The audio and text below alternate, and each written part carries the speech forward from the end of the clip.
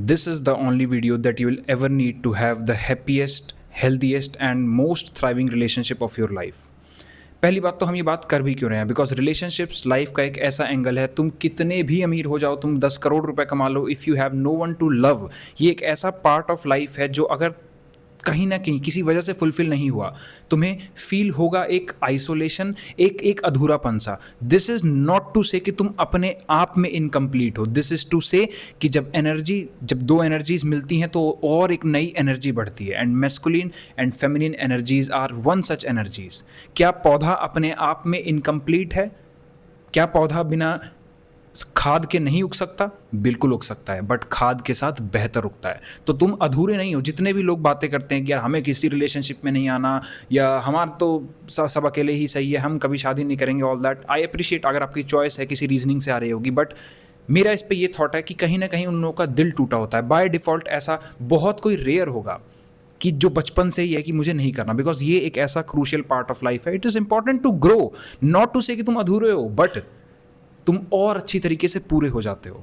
You are not incomplete but you grow in a relationship. आओ बात करते हैं, बिकॉज ग्रोइंग अप मैंने बहुत सारे घंटे दिए एनालाइज करने में, ऐसी टॉक्सिक सिचुएशंस में रहा, दोस्तों को देखा, आसपास देखा, खुद को देखा, कभी तो मरते हुए, कभी ग्रो करते हुए, और बहुत सारे लेसन्स मिले, जिसमें से टॉप मोस्ट लेसन ये है, अगर तुम्हें अपनी रिलेशनशिप में थ्राइव करना है, the number one thing, a healthiest and happiest relationship thrive on communication. Now communication बहुत वेग टर्म लगता है भाई, कम्युनिकेट करने को आपने कह दिया, बट है क्या कम्युनिकेशन? पहली बात तो कम्युनिकेशन ये है कि हमें जो चीज़ लग रही है वो हम बोलें अपने पार्टनर से, और अगले इंसान की जिम्मेदारी बनती है उसको सुनना. He will have his reasons. अगर तुम्हें ये लग रहा है मैं बोलूँगा, अगला इंसान कहेगा ही नहीं कुछ, बस वो सुनेगा, नहीं. कम्युनिकेशन का मतलब ये होता है कि हमने कहा, जैसे मान लो मैं तुम्हें कहता हूँ, मैंने तुम्हें कोई चीज़ कही, यार तुम ऐसे करते हो, तो तुम अपना पार्ट, कम से कम अपना माइंडसेट तो बताओगे कि मैं ऐसे क्यों करता हूँ. नाउ कम्युनिकेशन में अगेन बहुत ट्रिकी इसलिए क्योंकि बोलने वाला, अब जैसे मान लो मैंने तुम्हें कहा कि यार ये चीज़ ऐसे करनी है, और तुमने अपना पार्ट बताया, और मैंने उसमें तुम्हें जज कर लिया कि यार तुम्हारे पास तो हर चीज़ के रीज़न है. नहीं, रीजनिंग तो तुम दोगे ही, बट क्या वो रीजनिंग के बाद तुमने एक्नॉलेज किया कि हाँ यार तुम्हारी बात सही है, बट मैंने ये इस एंगल से किया था. बहुत बार I remember when I was with my father, एक बार काफ़ी ज़्यादा, and I consider him as ideal, एक बार काफ़ी ज़्यादा क्योटिक सिचुएशन आ गई थी, और मैंने उनसे कहा कि यार पापा, मतलब मैं डिसअपॉइंट हुआ, ये एक 10 मिनट्स के लिए कुछ ऐसा चीज़ हुआ था. आई सेड कि यार मतलब आपको पता है ना कि ऐसा चल रहा है, why did, and this is not just about intimate relationship by the way, ये कहीं भी अक्रॉस योर रिलेशनशिप्स वर्क करेगा इस तरीके का कम्युनिकेशन. तो पहली बात तो उन्होंने मेरी बात को सुना, फिर अपना माइंडसेट समझाया कि यार मेरा घर का नाम बाबू है, तो उन्होंने कहा कि यार बाबू, मैंने तो ऐसा, मुझे तो पता ही नहीं था कि मतलब तुझे ये चीज़ माइंड हो जाएगी. अब सोचो, and why you have to communicate, because कोई भी दो लोग सेम ब्रेन से नहीं सोच रहे. नाउ कम्युनिकेशन में अगेन दो तरीके के सिचुएशंस इसलिए बन जाती है. समटाइम्स कोई इंसान आपको सोच सकता है ये तो इतनी छोटी सी बात कम्युनिकेट कर रहा है, कितनी सिली है, मेरे लिए तो ये कुछ भी नहीं है. And you will come across your boyfriends and girlfriends जो ऐसे कहेंगे, यार क्या कर रही है, किन बातों को लेकर परेशान है. नहीं, बिकॉज दो ही सिचुएशन है रियलिटी में, या तो वो चीज़ होती ना, और या तो वो हो रही है, तो उसको हम डील करें. अब डील करने में भी ये है कि हमें हल तक पहुंचना है. अगर हम रोज ही एक ही बात को कम्युनिकेट किए जा रहे हैं, मतलब एवरी डे एक ही लूप चल रहा है, then there is something problematic. अब ये कम्युनिकेशन नहीं है, ये एक इंसान बार बार एक ही चीज़ कर रहा है. तो बट जहाँ तक तुम कम्युनिकेट करने की कोशिश कर रहे हो हल तक पहुंचने के लिए, वो चीज़ सही है, और उसमें तुम्हें सामने वाला जज नहीं कर रहा कि यार इतनी सिली बात नहीं, क्योंकि या तो वो चीज़ होती ना, अब हो गई तो उसका हल क्या है, हम वहाँ पहुँच सकते हैं. क्योंकि ये तो बात पे कह नहीं सकते ना कि काश ये इशू होता ही ना, नहीं. तो मैंने अपने डैड से बोला कि यार मुझे सही नहीं लगा. पहली बात तो उन्होंने अपनी रीजनिंग दी कि ओके, और रीजनिंग इसलिए नहीं दी मुझे नीचा दिखाने के लिए कि मैं, अच्छा आप नेगेटिव स्टेट में हैं, आप एंट्रोपी से घिरे हुए हैं, या आपको क्लैरिटी नहीं है, तो आप ये सोच सकते हैं कि यार मेरे को नीचा दिखाया जा रहा है. बट इसको देखने का एक अच्छा नज़रिया, एक बेहतर नज़रिया ये है कि अगला इंसान समझा रहा है अपना माइंडसेट कि मैंने ऐसा क्यों किया, और मैंने उनकी बात समझी, और बता रहा हूँ इससे मेरा जीवन चेंज हुआ अक्रॉस रिलेशनशिप्स यार, दोस्तों के साथ, फैमिली के साथ, जहाँ जहाँ चीज़ें थी बेहतर हुई सिर्फ एक माइंडसेट से. पूरा देख लो वीडियो को, आई नो इट लंबी है, बट समझ में तुम्हें ऐसा आएगा ना कि कोई नहीं समझा सकता, सालों के एक्सपीरियंस के बाद, और बहुत मार खाई है, almost betrayal from realities because of these things. सुनो, तो पहले उन्होंने अपना माइंडसेट बताया कि यार मुझे पता ही नहीं था कि तेरे को ये चीज़ लग जाएगी, एंड उन्होंने ही अपोलोजाइज फॉर इट कि यार ठीक है, आप, मुझे नहीं पता था पहली बात तो, एंड हाँ ही बिल्कुल लग सकती है बात, तो उन्होंने पहले बताया कि मैंने ऐसा क्यों किया, फिर और समझाया। लेकिन मैं अभी भी नेगेटिव हूँ, क्योंकि मैं तो नेगेटिव फेज में हूँ ना। अगर मुझे 10 मिनट में वो चीज़ दिखती जा रही है, दिखती जा रही है, दिखती जा रही है कि यार ओके गलत कर दिया मेरे साथ, गलत कर दिया, तो मैं नेगेटिव फेज में था। अचानक से मेरे को याद आया कि ओके ये मेरे को पिछले 30 मिनट से समझा रहे हैं कि कैसे इन्होंने चीज़ों को सही किया, रीजनिंग, एक्सप्लेनेशन, जिसके लिए कोई इंसान कह सकता है कि यार तेरे को तो हर चीज़ का लाइक रीजनिंग है, हर चीज़ का नहीं। वो 30 मिनट समझा रहे थे और मैंने अपना उस टाइम मेरा माइंड फट गया भाई, कैसे आपका नज़रिया, आपकी आपकी दृष्टि, आपकी लाइफ बदलता है। मैं कह अगर तो 10 मिनट गलती हुई होती और ये इंसान सच में बुरा चाहता तो समझाता क्यों?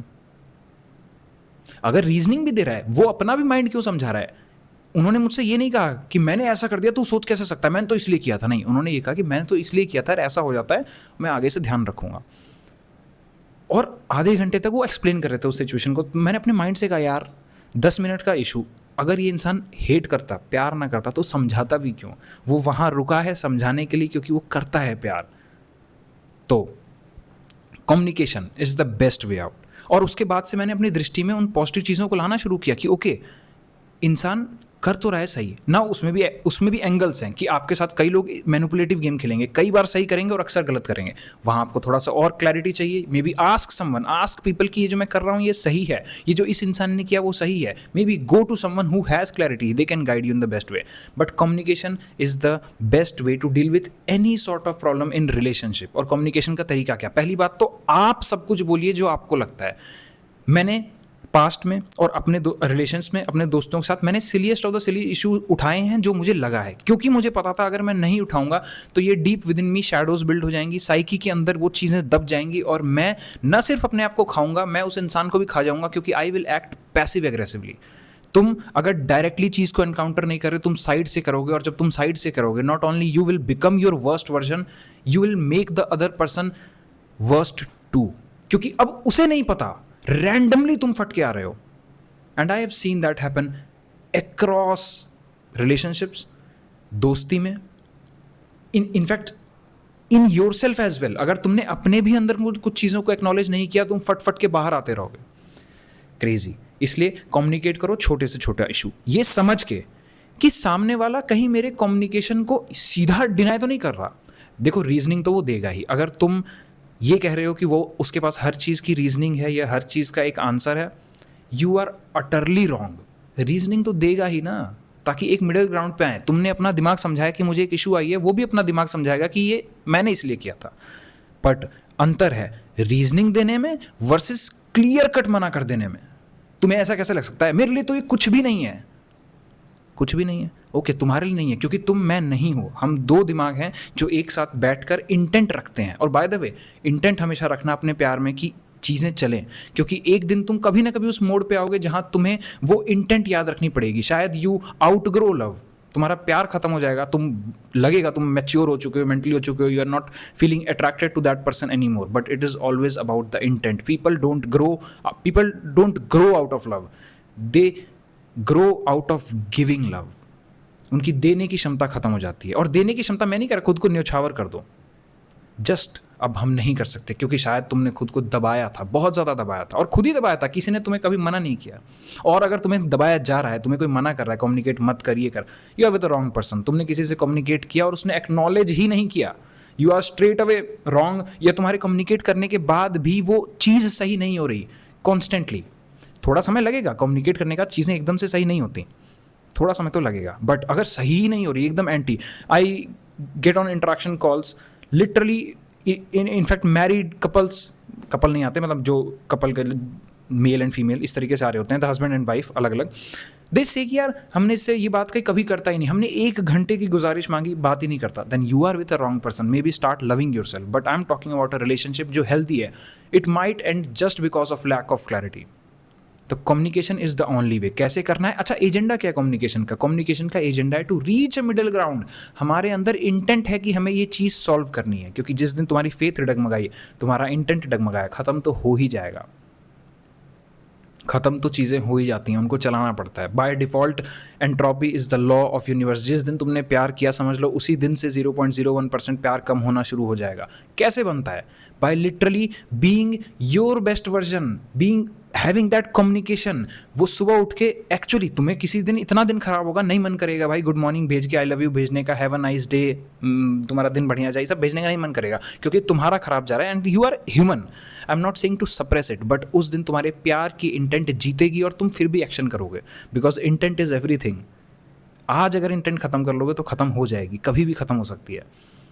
और एक दिन तुम उस मुकाम पर वैसे भी आओगे जहां you will feel like you outgrew your love, but you'll still continue to love, क्योंकि ये तुम्हारा धर्म है।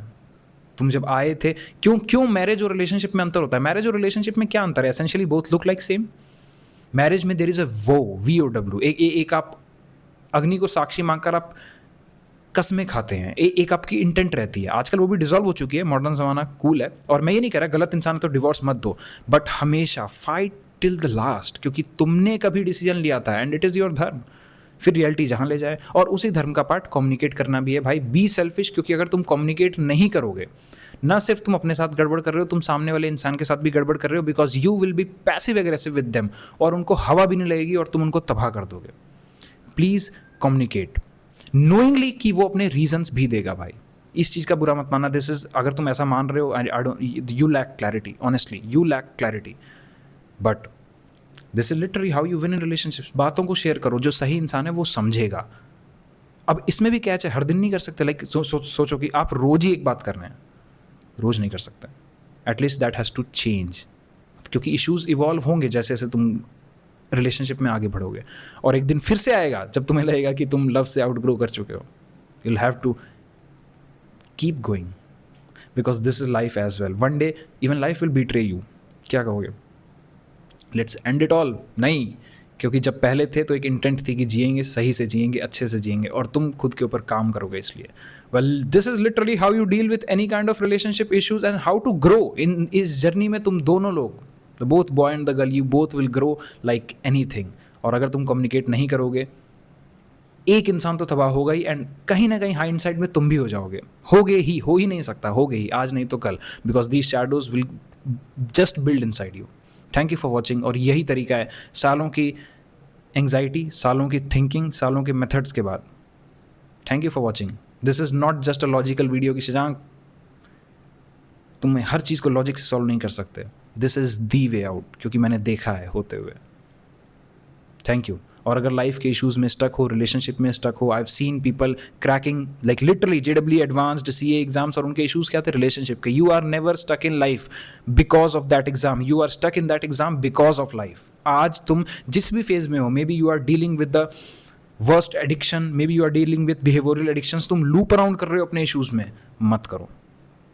Just don't do, because you deserve a better life. अपने बीइंग को ऊपर लेके जाओ, तुम एक अच्छी लाइफ डिजर्व करते हो, और ये क्लैरिटी तुम्हें बाहर से ही मिल सकती है, क्योंकि तुम दिमाग में रह के दिमाग से बाहर नहीं निकल सकते। Thank you for watching. नीचे लिंक अटैच्ड है, go seek, so many people can not be wrong.